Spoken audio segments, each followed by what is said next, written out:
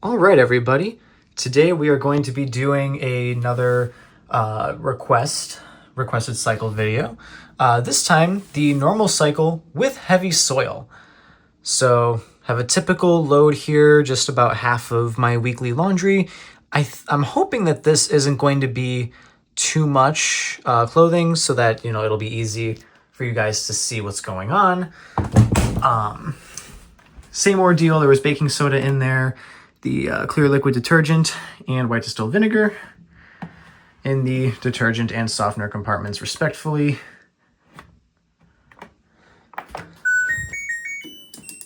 Oh, just going to normal this time. Usually I'm going all the way to perm press, so it's just kind of reflex to keep spinning it. But we are going to go to heavy. That removes the AI option, or the AI feature, I guess you could call it, of the machine. But all other cycle settings we're going to leave the same. Warm water wash, high spin speed, and turbo wash equipped, although obviously we can't turn that off for normal. So let me just get the light and everything set up and we will get going here. All right, here we go. I'm trying out something a little different with the camera and lighting this time. Similar-ish setup, but I've gotten comments asking to show more of the drum. So I I brought the camera back a little bit. I might end up moving it around as the cycle is going. But another thing is I'm also filming this at sundown because my laundry room gets a good amount of natural sunlight, and that washes the video out sometimes, makes it really easy to see a glare from the door into the background. And I've tried doing all sorts of different things to combat that, but during the day it just doesn't seem like that's really going to be something I can work with. So we're trying nighttime recording now. Washer cycle time, I don't want to mess up the zoom and everything. Well, it's fine actually. Hour 45. Which, if you know the normal cycle here, usually that's around 29 minutes. So this is way different than what we would it is very different from what we would usually expect out of the machine at the normal cycle. It's a lot longer when you use the heavy soil level for some reason. It really ramps up the wash time. But we still have the multiple motions at the start here, as we do for the vast majority of cycles. Starting, of course, with step, and now we're doing the scrub motion, and then we are about to go to filtration in just a second. Let's see if it successfully does it. This is a pretty balanced load, I would say, all things considered. We have a couple heavier pants, some shirts. Let's see how picky it is with the balance. Got some sudsiness going on with the turbo wash too. That's nice to see. Looks like it's not finding a filtration balance that it's happy with though. Oh, maybe. You see, it's being picky again. But to be fair, what else is new with this machine?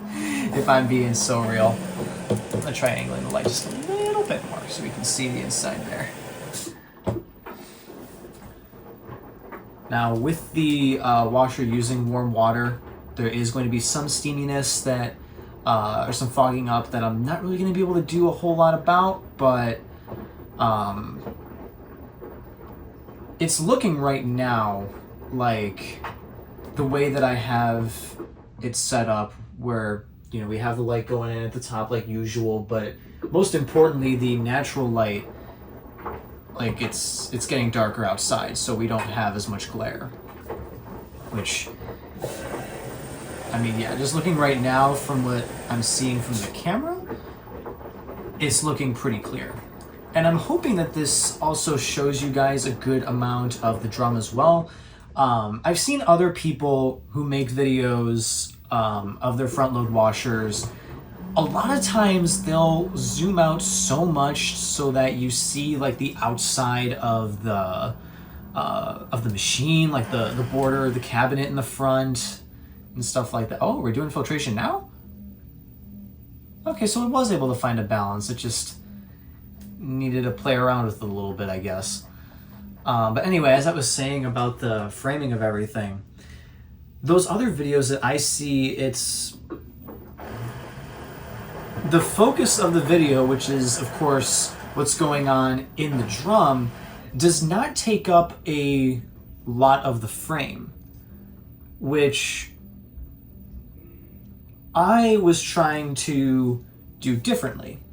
I'm trying to show as much of the action in the frame as possible. I want that to take up the vast majority of the frame space here. So that's why I do the close-ups. That's why I do like this style of closer up views, bringing the camera closer, things like that, so that you can see more of the action and, you know, we're not taking up screen space with the door or the outside of the machine as much. It is different from other people, but that's just the style that I chose for these types of videos. Anyway, enough about that. Needless to say, I just hope that this strikes a good balance between maintaining that style that I am going for, with showing as much of the action in the screen as possible, while also still showing a good amount of the drum. Obviously the top of the drum you can't really see here, but a lot of the action is on the bottom anyway, and you see the center of the drum, the silver circles in the back are in the center of the screen. So let me know what you guys think of this view. I am still open to trying new things out, but this is just zooming it out just a little bit more than what I'm used to, or not what I'm used to, but what I usually do.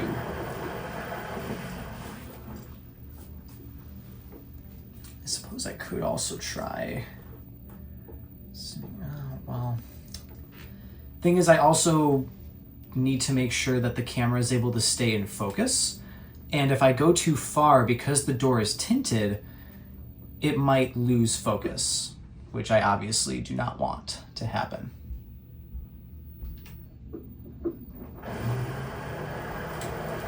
What's interesting with this, though, that I haven't seen it do so much before is all this filtration spinning. This is a re-record, actually. So this is the second time I've done this cycle, but it's been a couple months since I recorded the first one, so I don't really remember exactly what's going to happen here.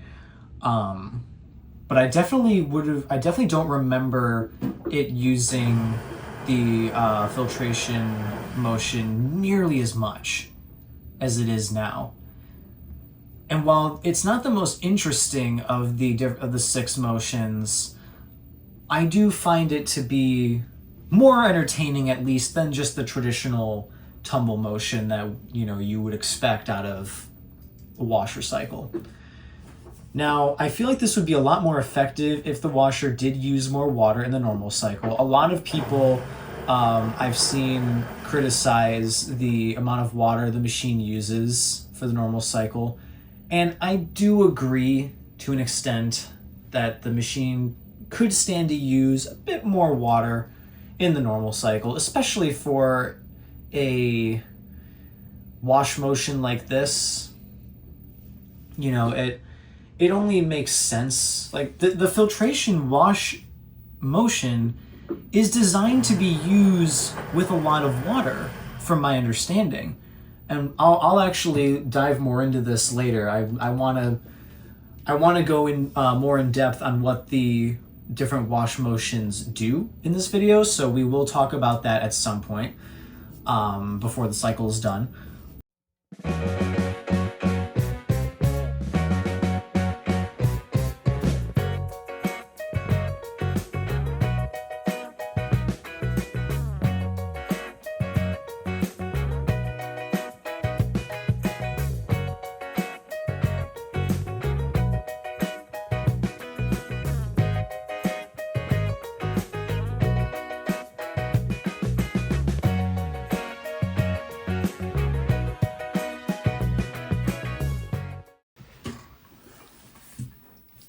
Sorry, we were mid-conversation here, but I got a little warning on my camera that the battery was a bit lower than I wanted it to be.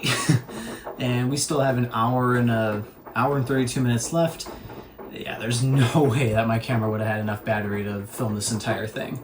So had to go run down and grab its charger and plug that in real quick, but we are back. So continuing the conversation I was at, there's one last point I wanted to make in regards to the filtration, which obviously is no longer happening, but it is related to what we're seeing here. What would have at least made some sense when it was doing the filtration motion is if the turbo wash stayed on the entire time. But that's not the case. That's not what happened. And it's also not what's happening now.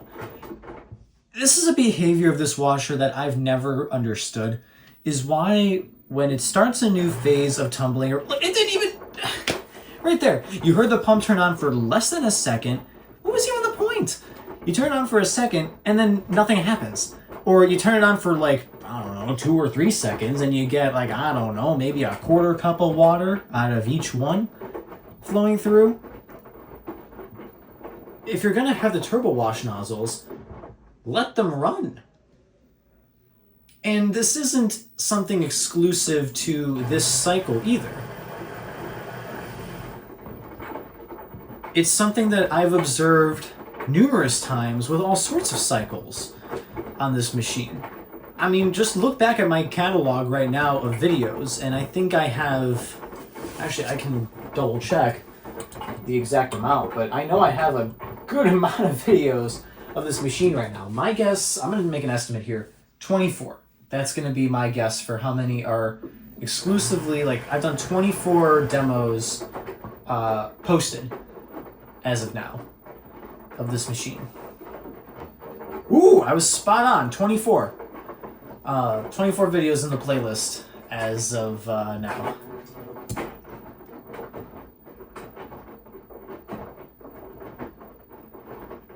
So, I think I'm at least slightly qualified to talk about this machine.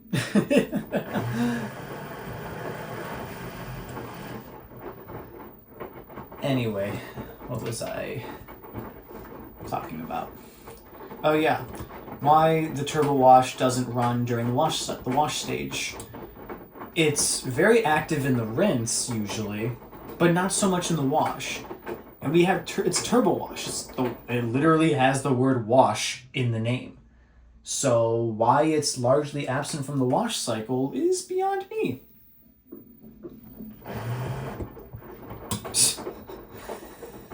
It's just hilarious to me that it does this. I don't understand why. But we can figure that out, among other things. So I mentioned that I would like to go into the designed intentions behind each of the wash motions. So let's look into that. Now, I went into detail on some of these things the first time that I recorded this cycle, which, by the way, I actually didn't ever mention why I'm re-recording this cycle, I don't think.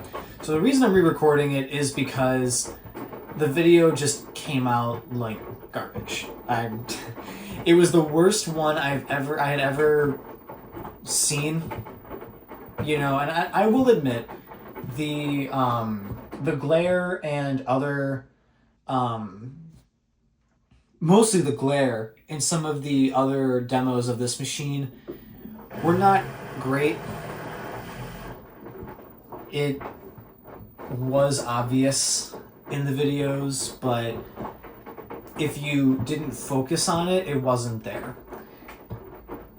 And to an extent, that's the case for this video too. Unfortunately, there's nothing I can really do about that because of the way that the door is positioned here, and since I need to use external lighting, you know, shining through the door to light up the drum, there's inevitably going to be some glare. I think this is going to work to minimize it as much as possible so that, you know, it's easier to not see. But Yeah, so that's why I re-recorded it, because the glare was so bad. It was in the middle of the day when I recorded it, so the sun was shining perfectly through, and there was just a streak of sunshine on the door that I somehow didn't notice on the camera or on the door when I was here in person filming it.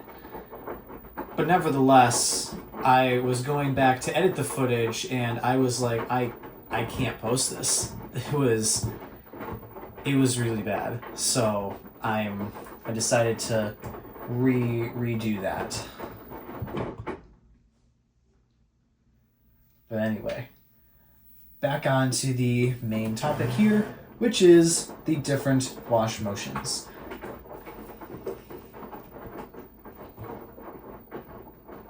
So this is going to be from what I'm going to be reading to you guys is coming from an official LG information page about their technology. So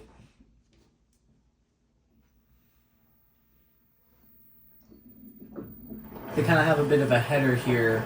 It's talking like, oh, that was a good turbo wash right there. But anyway, their header says, the power technology of 6-motion DD provides the user with optimized motion combinations for every fabric type. So that's the main overall goal of the 6-motion technology, is to compensate for as many fabric types as possible when washing. And that's a really cool aspect of this machine and of LG's washer technology as a whole, is the fact that they do design it to work well with as many fabrics as possible, essentially, that they can make happen. So I'm just going to read off the descriptions for each of the wash motions here, just straight from the website. So this wording is LG's, not mine. So the first one they list is the scrubbing motion, which is the second of the different second of the 3 motions that we saw at the very start of the cycle. So scrubbing is just when the water is supplied to the LG 6-motion washer, the combination of the scrub motion and the wave lifters, which is what they must call the paddles in this. That's a whole other thing. I hear them called paddles, baffles, wave lifters. This is the only scenario I've ever heard them called that. But anyway, the wave lifters create a figure 8 shape and a trough of water. This helps to dissolve powdered detergent better and faster. Okay, so that makes sense why it does the different motions at the very start there. Because if you're using powdered detergent, while you can technically put it in the detergent dispenser so long as you remove the detergent cup, it sounds like they would prefer that you throw the powder directly into the machine. And we can actually check that in the manual as well. I'll pull up the machine's manual so we can so we can look more into that.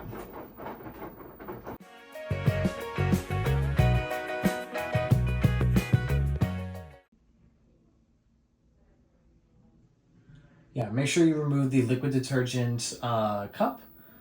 When using powdered detergent will not dispense with the liquid detergent cup and the insert in place. So that's interesting. They probably know that there's going to be people who just throw the detergent straight into the drum without really thinking about it, instead of pouring it into the compartment like you're supposed to. So yeah, that's probably why they include the scrub motion at the very start there, because I can only imagine that the detergent, if the powder detergent is flushed out from the detergent dispenser, assume it's flushed out properly, it's still not going to be fully dissolved by the time that it gets to the clothes. Now, if it's going through the turbo wash pump, it should fully dissolve by then, because obviously it's getting agitated as it goes through the pump. But otherwise, that's not really the case. Second wash motion that they talk about is the rolling motion. It is the silent wash motion in which the laundry is rolled below the water level. This creates more friction with the inner drum and is less damaging to clothes, so it's more effective, yet kinder too. I believe that's a comparison to the traditional tumbling motion. And this is one that I wonder about quite frequently when I'm doing these videos is, all right, is this tumble or is this rolling? Like, technically speaking, what are we working with here? Because more often than not, I feel like it's just doing the traditional tumbling, but there are some times where it is rather quiet. It rolls, or the drum spins at a slower speed than I would expect out of the rolling or out of the tumble motion. So I feel it's pretty safe to say in those circumstances that we are dealing with the rolling motion, but it's difficult to tell at times. Now, during the overnight wash cycle, when I did that about, I think that was probably about a year ago at this point, as of me recording this, and that cycle definitely used the rolling motion because it wanted to be quieter. The main gimmick with that cycle is the fact that it's designed to be quietly ran overnight. That's why it had slower spin speeds. Turbo wash was, I don't believe turbo wash was on by default, but I can actually, let me double check that. If we go to overnight wash,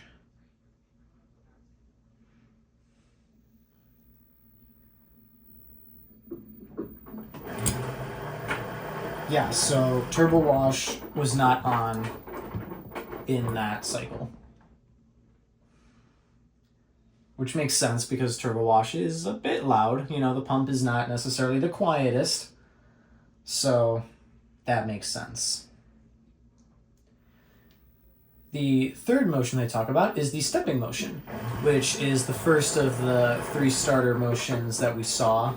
I'm not including the tumbling that it does at the very, very beginning, by the way. I'm talking about like the first time that we see turbo wash come in, how we go through the sequence of stepping, scrub, and filtration at the start. So the stepping motion, it says, in conventional washing machines, clothes get stuck to the inner drum after spinning. To counter this, conventional machines rotate the drum, which only moves in one direction and won't allow clothes to drop easily. It even makes each and every cloth wrinkle-free.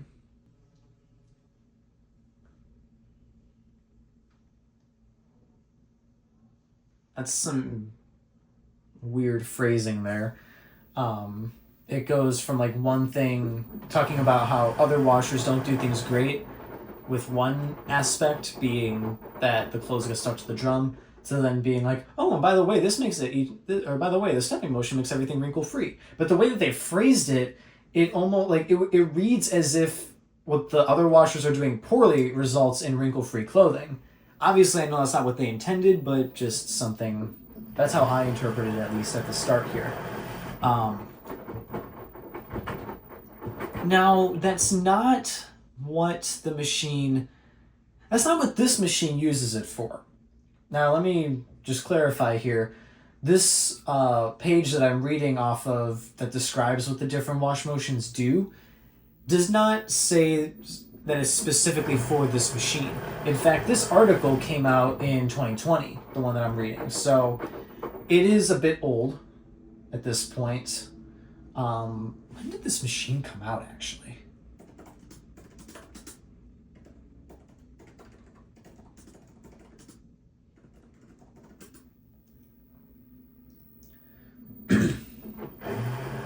Oh, okay, this machine has been on the market since April of 2020, apparently.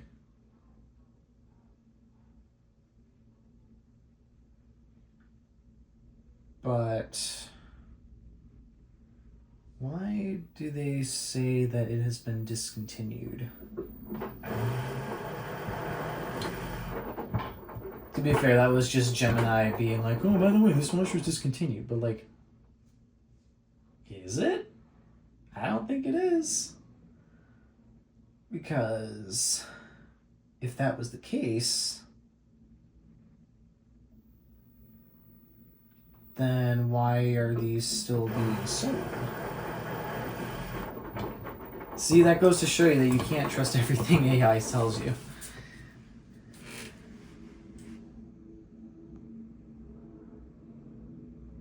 Yeah, let me just look up.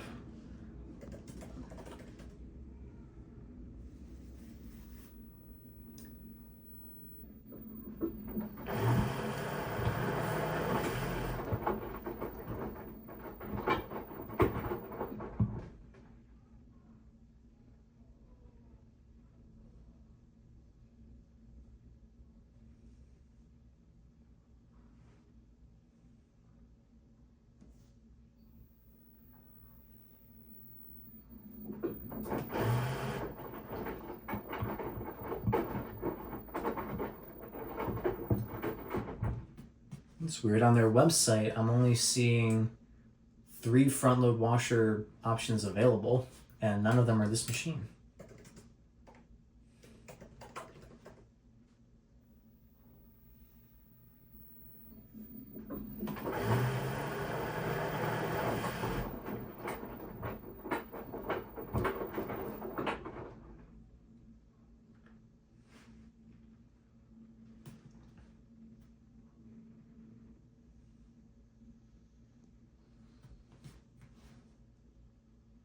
No, when you look up this machine specifically and you go to LG's website, you can find it.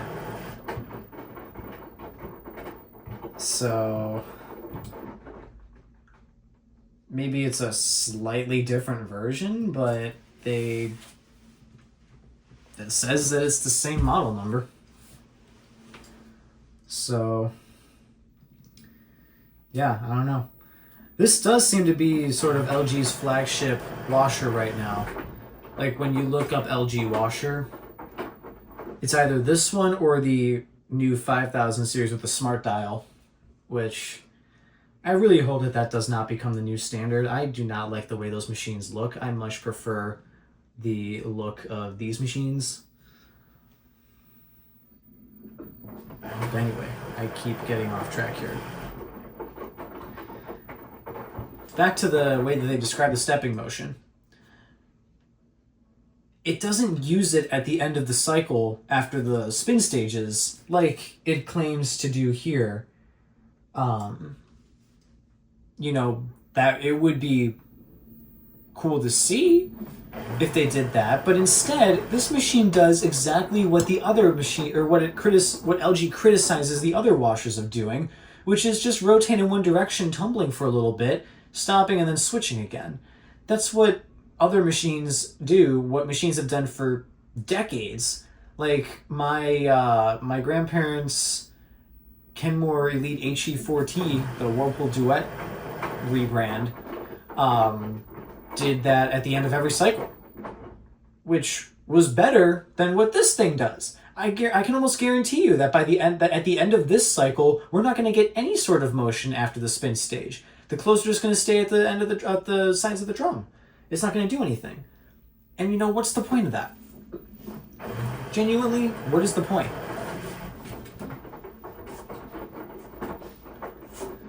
You criticize other washers for doing things that you yourself are doing. That's just a little ironic there. Anyway, on to the fourth one, swing. This wash motion is mainly used for delicate. The soft swing of the LG 6-motion washing machine has a heart-shaped motion that washes laundry below the waterline. Now this one we have seen in the delicate cycle and the delicate dresses cycle primarily, so that makes sense. They usually, I don't think I've actually ever seen that wash motion used outside of those cycles. And you can tell the difference between that and Scrub 2. They kind of look like they're doing the same thing, but Swing is a lot gentler.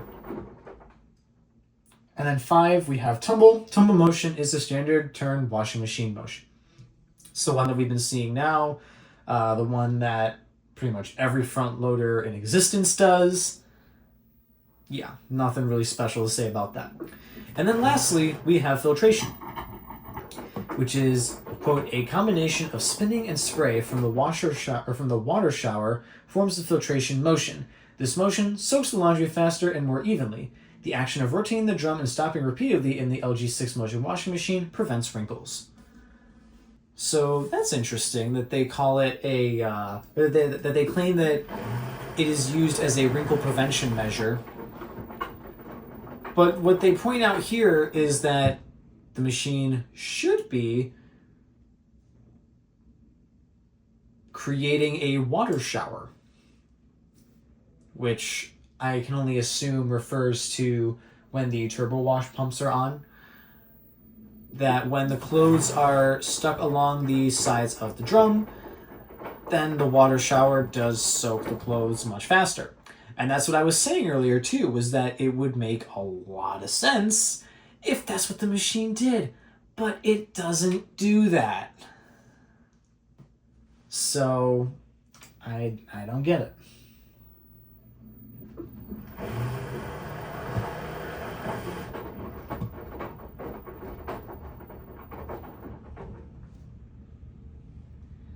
So yeah, that's going in depth on the LG wash motions here. And I will link all of the resources that all the web pages that I reference in this video. Those links will be in the description, along with links to these machines. I will link product links to the washer, the dryer, both the gas and the electric versions, as well as a bundle of the two if you prefer to potentially get both of them in one go. So I feel that I should mention this. As of now, I did start the YouTube. I started utilizing the YouTube affiliate resources for creators. So essentially what that means is I can create, or I can tag certain products that I feature in my videos to show links in the description, so that if someone who's watching this like you is seeing this and decides that they either want to check out the product further by looking at the official pages or store pages, or potentially if they want to even buy the product online off of one of those links, they can. And while LG did not directly sponsor me, I do earn a commission from purchases using the affiliate links in my video descriptions. So, yeah, that is a resource available to you. I put it there to help you, or help those looking to buy the products, to make more informed decisions by providing as much information as I can. But I do feel it is only fair to mention the affiliate portion of that as well. Anyway, back to the main thing here.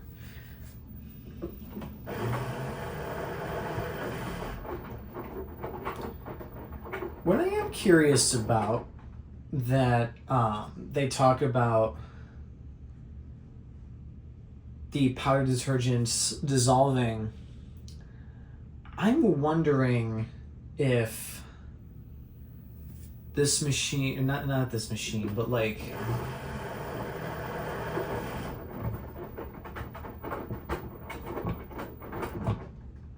let me rephrase.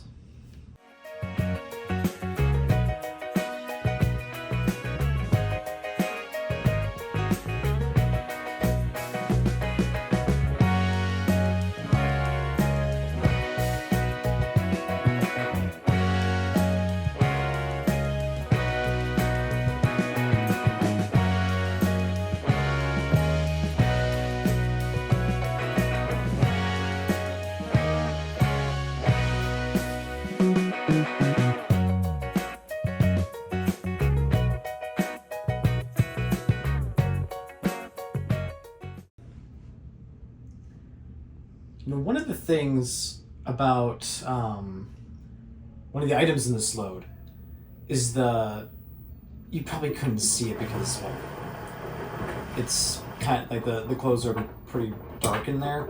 But there's a pair of black cargo pants that I have, and what I'm interested to see with this cycle is how effectively it washes a certain stain that was in there out. So, for some context here, this stain, it's this brown sludge from soap scum on the legs. Or not on the legs, but like it was like on the legs and then like by the waist as well. And it came from the washers at my college dorm. For whatever reason, sometimes they produce this nasty brown sludge. Or I say for whatever reason. It's because people are overusing detergent and it gunks up the machines and just the sludge ends up on the clothes. Now, what I'm a little worried about here is I washed the pants twice. The first time I ran through the machine, I ended up getting the sludge on it, but I ended up also getting sludge on pretty much every item in that load. So I re-ran the load in a different machine, and that time I was able to get the sludge out of every item except for the black cargo pants. So I threw in the towel that day. I was like, you know what? These things are just not meant to get clean right now. And so now this is the first time that I'm washing them after that incident. And I'm hoping that the normal cycle on heavy with all of that extra wash time that we're going to get is enough to take care of that stain. I really, really hope it is. Because if not, then I don't know what to do. Or, well, I'm going to have to resort to other stain treatment methods to try getting it out. For the record, they have not been through the dryer since those stains have set in. They have just been air dried. So I'm hoping that means that there's still a chance that the stains will get out, but we'll see. Now this kind of goes back to another thing that I have talked about briefly before. I think I mentioned it in one of my other videos. I don't remember. Actually, no, I know for a fact I mentioned in one of my videos. I think it was the delicate dresses cycle. Or somewhere, one of the videos around that time that it came out. If it's not the delicate dresses cycle, I think it was one of the videos that came out around the time of the delicate dresses cycle. I talked about detergent enzymes and how effective those are at doing the cleaning. So I actually kind of wanted to go a little more in depth on that, because the detergent that I use for this, which again, not sponsored or anything, but is the seventh generation sensitive skin free and clear detergent. It is a bioenzyme detergent that supposedly is super good at fighting stains. That's the same detergent that I always use, the same detergent I used in college too. So I'm wondering if it has any if it has to be responsible in some regard to the stain removing power that I have experienced with it before. I've been using this detergent for the last 10 years at this point. Or no, it wasn't that long ago, but it's approaching 10 years at this point. But that got me thinking about something. What is the difference between bio and non-bio detergent enzymes? Is there truly a difference? I mean, I'm not a biology major. I'm not going to school to study biology. So, I'm not super well versed in that. But I do know that enzymes, it's one of those biology terms. If you're going to be studying biology, you're going to be learning about enzymes. So where do those even go into this equation? How do those fit into this equation? So I found this article from airtasker.com, explaining the differences between bio and non-bio detergent. So let's see. If we skip down to a very specific portion of the article, we talk about comparing them. What's the difference? And even highlights here, in terms of cleaning effectiveness, quote, "The cleaning effectiveness of a laundry detergent depends on the type of washing machine you use and how clean the washing machine is. But to give you an idea, bio laundry detergents are more effective in cleaning clothes due to the presence of enzymes. These enzymes help break down dirt and oil into smaller particles, making it easier for the detergent to wash them away. Meanwhile, non-bio detergents usually require higher temperatures to match the cleaning power of bio detergents, so removing tough stains would be more difficult with non-bio detergents if you frequently wash in cold water." Okay, so that makes sense here. So bio detergents are what include the detergent enzymes, it sounds like, at least according to this article, which that does make sense. You know, if we think about it from the standpoint of just like taking the words for what they are and the context that they're used in. But we can also go into, they talk about stain removal as well. And again, because of the enzymes, this time because the enzymes act as a catalyst, which speeds up the chemical reactions of the detergents and the water, it helps to break down the stains more easily. Very, very similar to what we talked about just previously with the overall cleaning and how the detergent enzymes are more effective at quickly breaking down the stains or just skin oils from when you're wearing clothes to do a more thorough, effective clean on them.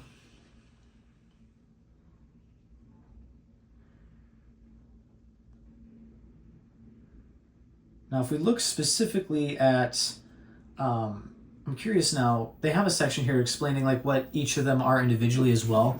What exactly does non-bio detergent entail? Is it just the absence of enzymes? Well, according to the very first line in this article, that's the case. They rely on surfactants to wash your clothes. Interesting.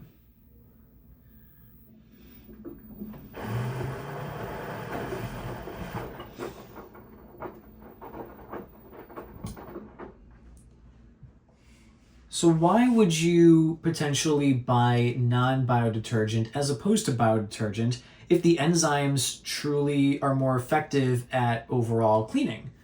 Well, according to the same article here, the absence of the enzymes actually helps with those who would struggle with allergic reactions to certain detergents.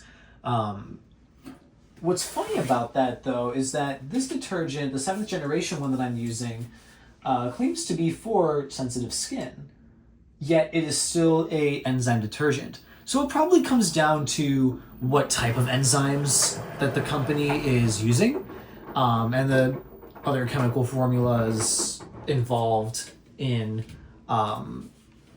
making the detergent. I'm not a chemical engineer, so I can't say much more beyond that.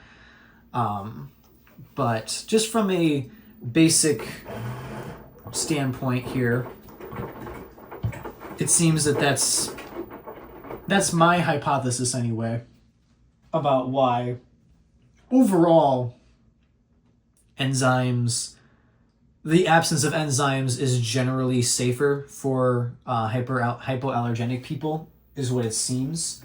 But there are certain formulas out there that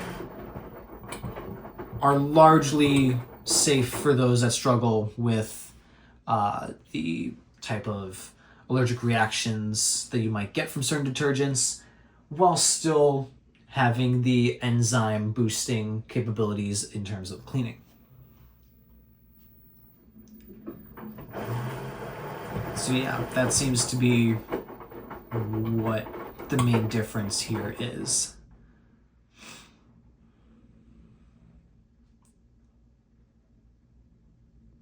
It also seems like the enzymes overall act as a jack of all trades in sorts. Now, enzymes is a broad term. There are multiple types of enzymes. Like even in just this article, it talks about three big ones that you'd find in detergents. I'm probably gonna mispronounce these, so please excuse me for that.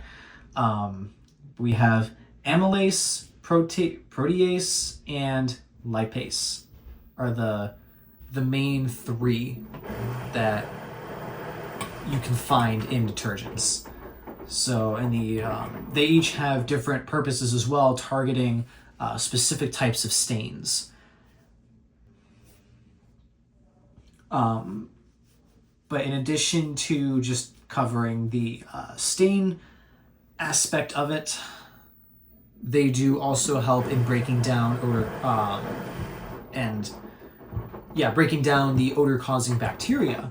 That just adds like an additional layer of freshness to your clothes, is the fact that the enzymes are effective at getting rid of these odor-causing bacterias. Whereas with the non-bio detergents, it needs a different ingredient to make that happen. The surfactants help with the stain aspect of it, although this website, this article only really talks about the ability to, quote, lift dirt and grease from clothes with surfactants. And then it mentions this other ingredient, builders, which not only act as a water softener, but also help with, did they mention that actually?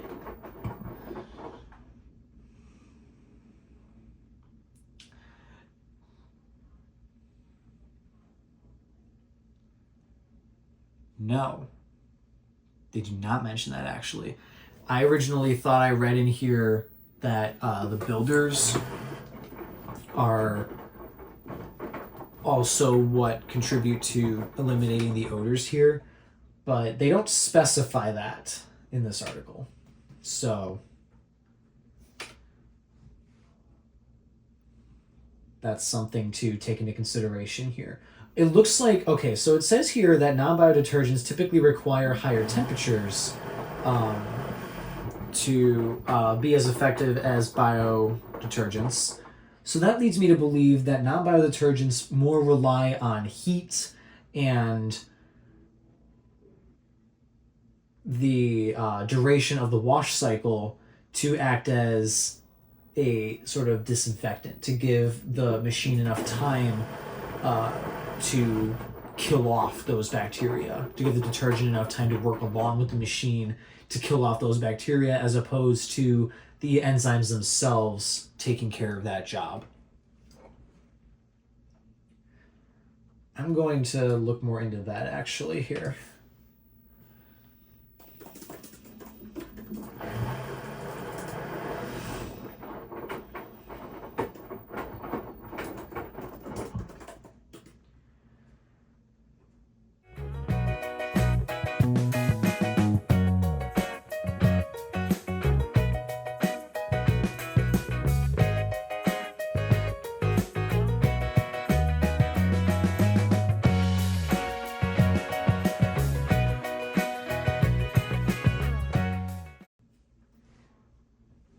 So in my search for this on how non-bio detergents reduce odors without the use of enzymes,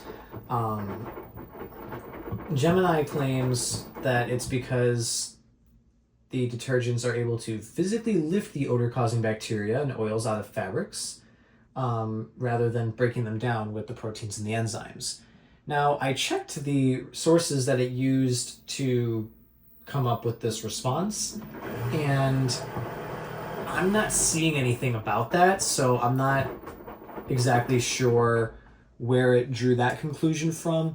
I suppose if you think about it, it makes logical sense to an extent, but I still feel like my My hypothesis about about the fact that those detergents generally require hotter water is more plausible to explain the odor removing properties of those types of detergent.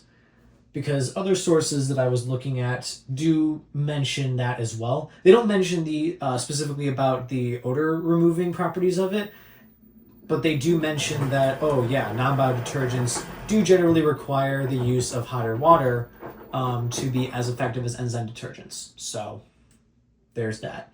One thing that is interesting, though, is that I'm reading about the environmental impact of these of non-bio detergent, in that because it is made with non-biodegradable and just a greater amount of unnatural substances, the non-bio detergent is more environmentally harmful and polluting than biodetergent. So that's an interesting thing to take into consideration here. Something to be aware of with this.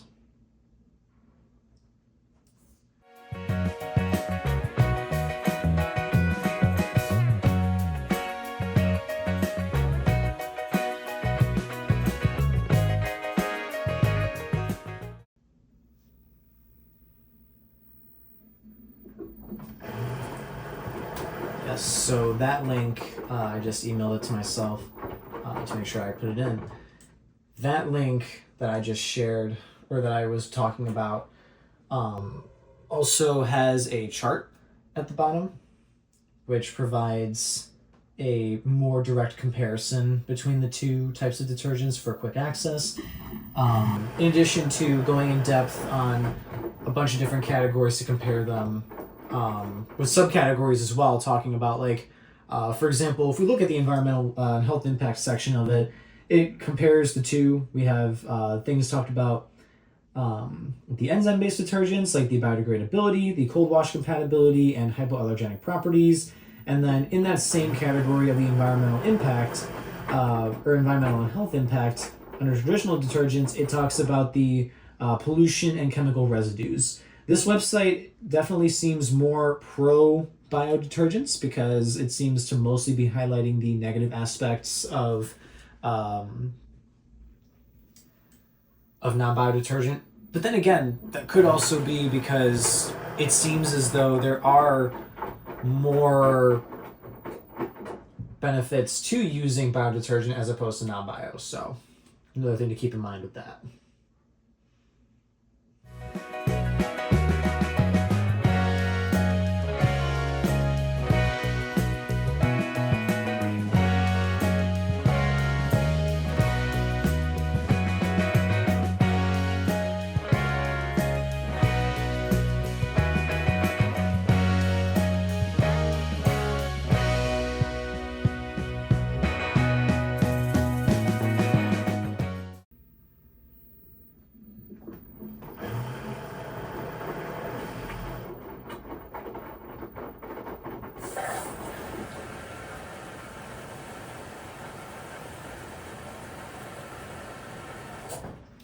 All right, 32 minutes remaining. We are filling through the bleach compartment now. The atomizing sprayer was going, and we are... Wow, that is... We have been washing for over an hour at this point, almost an hour and 15 minutes. And we are approaching the end of that now, getting ready for the rinse.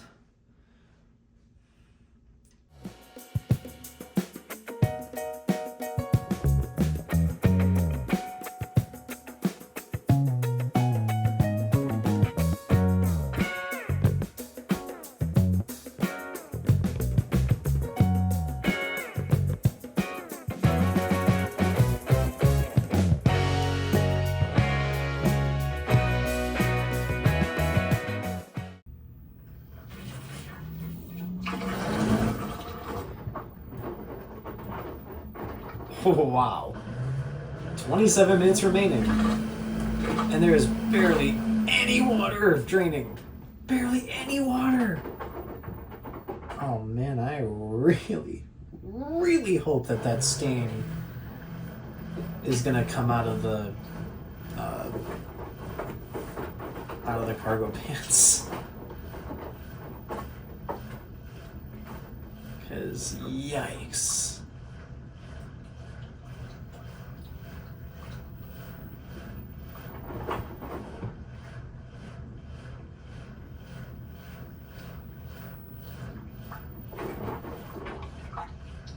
Alright, how picky are we going to be with the balance here? Let's go for not picky. That would be ideal.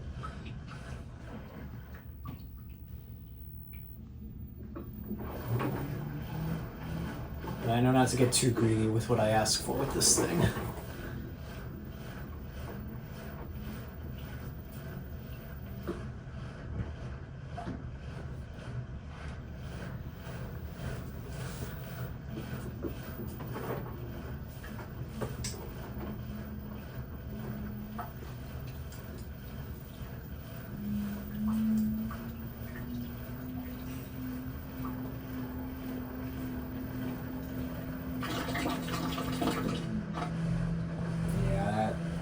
There was no hope for that.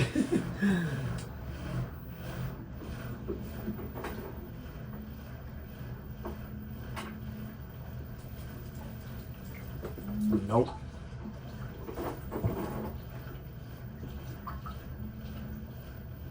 Nah, that looked good, but I don't think it's gonna do it. No, it all depends on where the pants go. Because they're not gonna stay in the middle.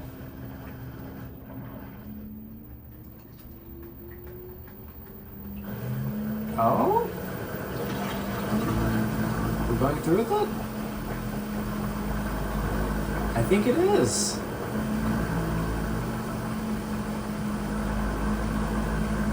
Well, I stand corrected. The pants are not switching direction.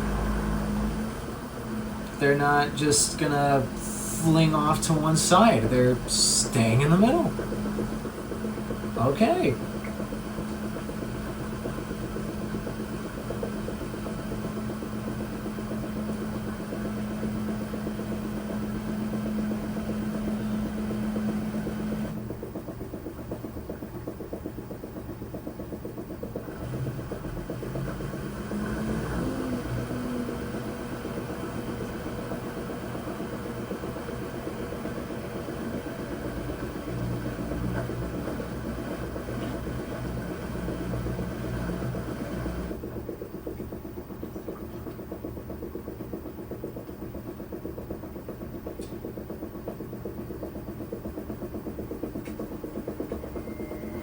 Speeding up a little bit.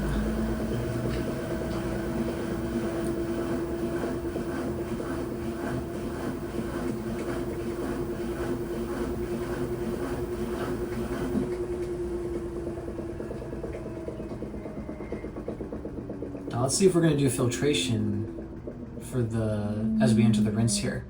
It's the perfect opportunity. Let's do it. Nope. Because that would make too much sense. Oh boy.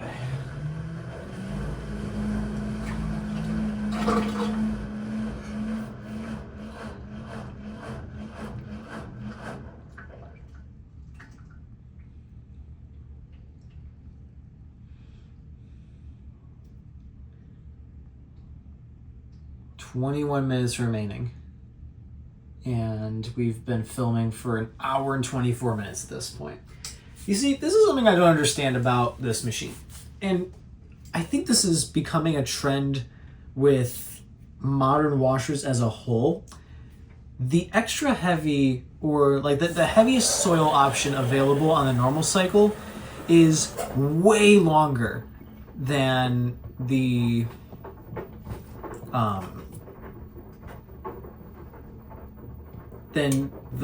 second heaviest soil level on normal, whatever that might be for the machine. Samsung Flex Wash that we had before this, same thing. The extra heavy on that machine, extra heavy was the heaviest soil option you could choose, and that one raised the cycle time considerably. And at that point, it was actually longer than the heavy duty cycle was even. This one's not that bad. The heavy duty cycle on this machine is 2 hours ish. It was a little over 2 hours, I think, something like that, in duration, whereas this was only an hour 45. Now, yes, it does depend on how many clothes you put in the drum, but why is that a thing for these machines all of a sudden? You know, older washers like the Whirlpool Duets, they didn't do that. They didn't add an additional like hour and a half for the heavy soil option. Now maybe that's because the heaviest soil option on normal has a very specific purpose. And I think that's what it is. I'm going to look this up in just a second, but I'm just going to state my predictions first. Now, the Whirlpool Duet series, specifically the Kenworthy HE4T that my grandparents used to have, had a stain treat option on it. And the stain treat option was on by default for heavy duty, and that made the cycle time an hour and 50 minutes. You remove the stain treat option, the cycle goes down to an hour. So the stain treat option added about 50 minutes on average to basically all the cycles, from what I remember. You could put it on normal, you could put it on whitest whites, sanitary, and it would add about 50 minutes to the cycle. And I mean, it pretty much just does what this is doing now. It just adds extra wash time. So I'm wondering if this machine's version of that combo, normal plus, say, the stain treat option from the HE4T, I'm wondering if normal with the heaviest soil option is the equivalent of that for newer washers. At least the LG and Samsungs that I have had access to test that. Let's do some research.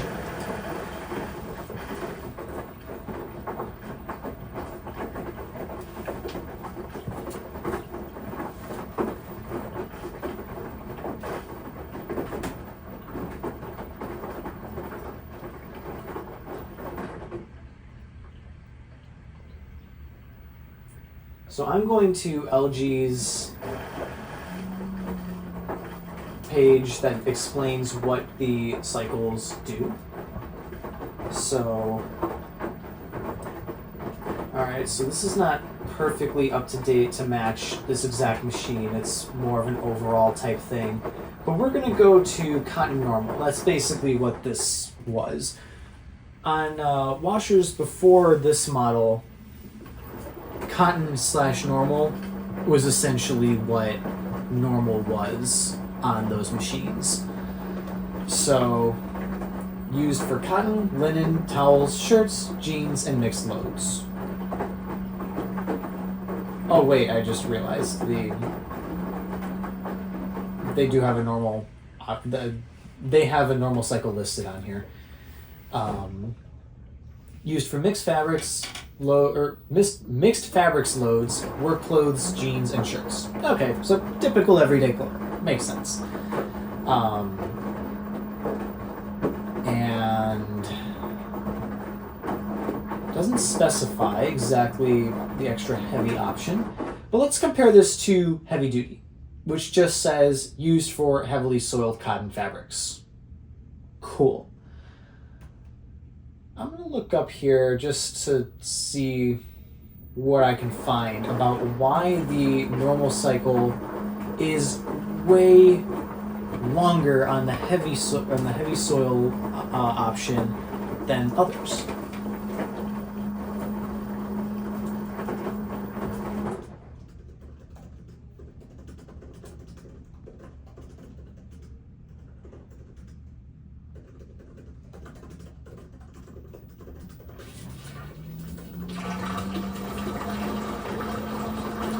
Alright. Whoa! 18 minutes remaining. We are draining for the final spin. Okay.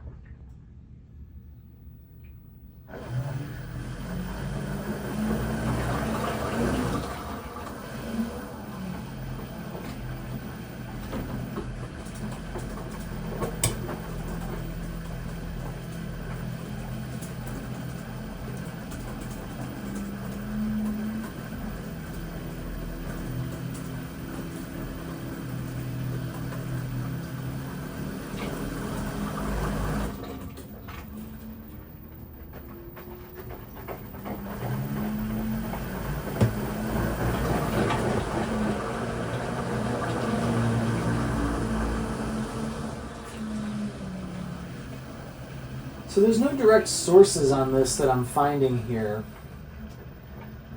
I mean, LG talks about, you know, things that contribute to the to how the washer determines the cycle time, but that's just basics of like, oh, well, heavier loads require longer cycle times. You know, if there's more water that needs to be filled, it's going to take more time, things like that. But that doesn't help in this case. Also, if we're going through with this balance, that was very fast. I'm impressed. But we have some I'll call them third-party sources because it's basically just forums like Reddit and Quora that are saying like things like, oh, it'll extend the wash time for soak, it'll add extra rinses, adjust the water levels, things like that. But that's not what I'm seeing here, and I remember observing very similar phenomena when I first recorded this cycle. There was no soaking periods. I guess you could count filtration as sort of like a additional cleaning method that it doesn't do on other cycles, but I feel like that's kind of pushing it. And then also, it didn't add an extra rinse. We just had one rinse. It would have made sense for it to do extra rinses here, you know, to help flush out all of the dirt and whatnot. It would have made sense if we maybe had some spray rinses too. That would be nice. Well, we still have 15 minutes. We could get maybe at least one spray rinse here. That would be pretty cool. It definitely didn't use more water than usual. If anything, I feel like it used less water. There's our spray rinse. But you see, like, it's got a great rinse. This machine has amazing rinse stages. But the wash stage here was, I'll be honest, very lackluster. We had barely any water. You know, even though this is a high efficiency machine, the normal cycle tends to use at least a little more water than what was in there now.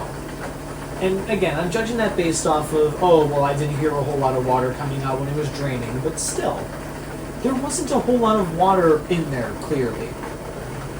The fill stage wasn't even that long, for the main wash anyway. Now the wash duration, well, okay, we had some pretty intense agitation going on there. That's good. We want that for a heavy soil type load here. But the washing still wasn't as, I don't think it was as thorough as something like heavy duty. You know, this is like a step between heavy duty and I suppose just the normal cycle. And I guess that makes sense to what this is. You know, this is sort of like a weird hybrid combination between the normal cycle and the heavy duty cycle. Because it's normal with the heavy soil level. A heavy duty cycle is obviously meant for, you know, rough and tough type items, whereas normal cycle is meant for traditional style, you know, traditional, you know, your weekly laundry. And it has been a while since I've ran or washed the heavy duty cycle on this machine, but I do remember the wash action was pretty intense. So that's probably what this specific setup is intended, what its intended use is. You know, because that's something that has always puzzled me with this feature in particular. Why is it so much longer of a wash, and what is its intended purpose? And I think I've figured it out now that I'm talking this out loud to you guys.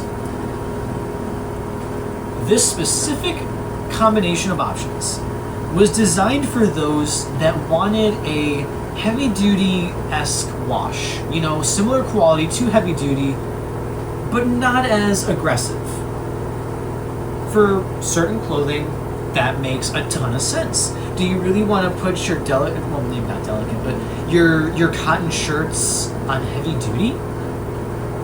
Probably not, you know? They don't need, they probably don't need that level of washing. So it makes total sense why, you know, you wouldn't put in that you wouldn't use the heavy duty cycle for something like that. And this is like the perfect substitute for that. You want a longer wash. The normal cycle as a whole tends to be rather short on this machine. That's honestly one of the boasting features about it, is for the typical standard load with normal and turbo wash, the average cycle time is between like 29 and 35 minutes, at least in my experience. This isn't going off of like an official LG source or anything. But just from my experience, they're roughly within that range, which is amazing. You know, most cycle times for normal on American washers tends to be hovering around the 45-ish minute mark. So if you cut about 15 minutes off that time, that's a significant savings right there. But you still need a longer wash option for those very specific scenarios that need it. The only issue that I have with the way that this is done, though, at least on this machine, the Flex Wash did it a little better because of the way that they label the soil levels. But the fact that you have to, the fact that the max soil level on here is heavy instead of like extra heavy insinuates, I think insinuates is the word. No, it implies, that's the word I'd rather use. It implies that, you know, it's like, oh, this is a normal soil, but it's heavy soil. It's not extra heavy, but it's just heavy. So, you know, people might unknowingly end up choosing heavy, you know, because they're like, okay, well, my clothes are a little more than usual, so I'll just increase the soil level to heavy. Not realizing that it's then going to add over an hour of extra wash time. Now, if you're not on a time crunch, then all that ends up being is a bit of a minor inconvenience and being like, oh, well, you know, I gotta wait for the washer to be done, you know, I gotta wait a little longer, and it's gonna end up using a little more electricity, but, you know, other than that, it's not super inconvenient. But on the other hand, if you're in a rush, well, I guess if you're in a rush, you probably shouldn't be starting a load of laundry and expect to change it anyway, but like some people do like to do that. They like to, you know, rigidly schedule their days like that. And you can't really do that when the machine is just going to add an additional hour and 15 minutes to the cycle time for you. You know, at least with the Flex Wash, the reason I say that it kind of gets away with it is because it only does that when you select extra heavy. So that's, you know, it implies like, okay, you choose this when the clothes are really dirty. You know, they need a lot of time to wash. You know, we want a very, very thorough clean, and that's why you would choose extra heavy. But that's not the case here. So it's easier to justify having that additional time for extra heavy, I feel, as opposed to heavy. A very minor nitpicky thing in the grand scheme, for sure, but still something that I think is worth talking about and mentioning.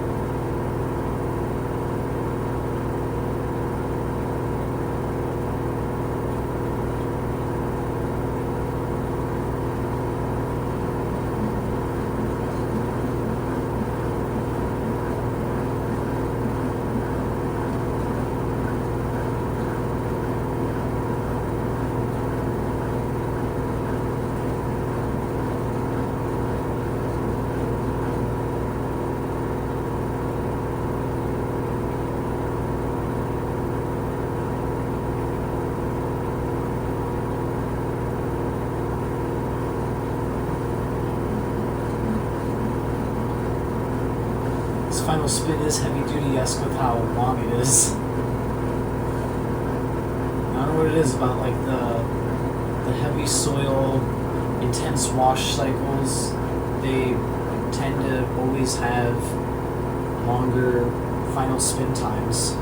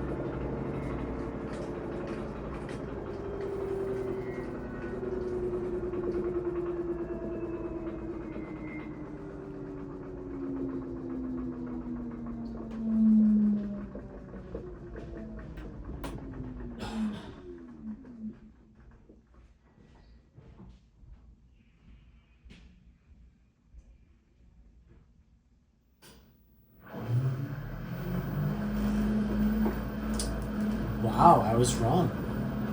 We are getting the ending tumbles here. It's very out of character for the normal cycle. But maybe it figures, oh, with 18-ish minutes of spinning, I might as well.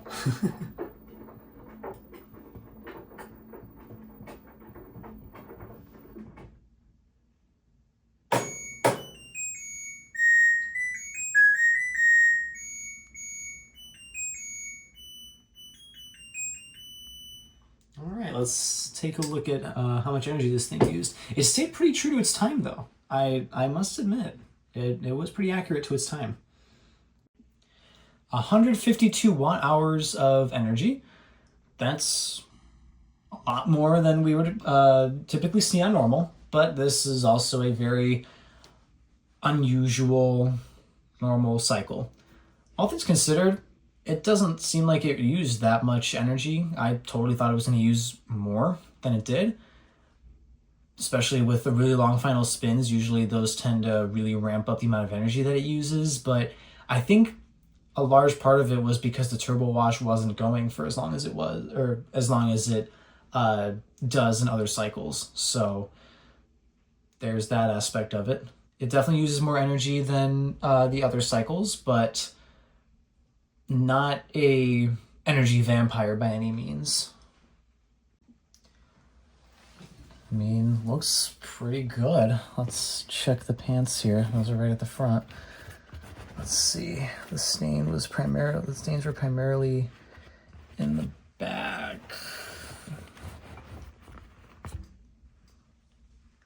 They are gone. They were like right here-ish. A little bit on the pocket too. And they are gone. Finally. I can wear these pants again. Because they don't have the sludge stain on them. Alright, well, despite this cycle being really long, it did what it set out to do. And it did it pretty well. So, you know, if you ever run into the scenario where you want a very thorough, heavy-duty type clean on certain clothes, but you don't want to go through the heavy-duty aggression when it comes to the wash action, this is a viable option for you. I still feel like you should probably just go with maybe like permanent press on the heaviest soil level, or, you know, another cycle that won't be as long, but you will get results with this if you have the time to just let it run. With that, I hope you all found this video helpful and enjoyed it. Thank you very much for watching as always. And remember, stay cool, everybody.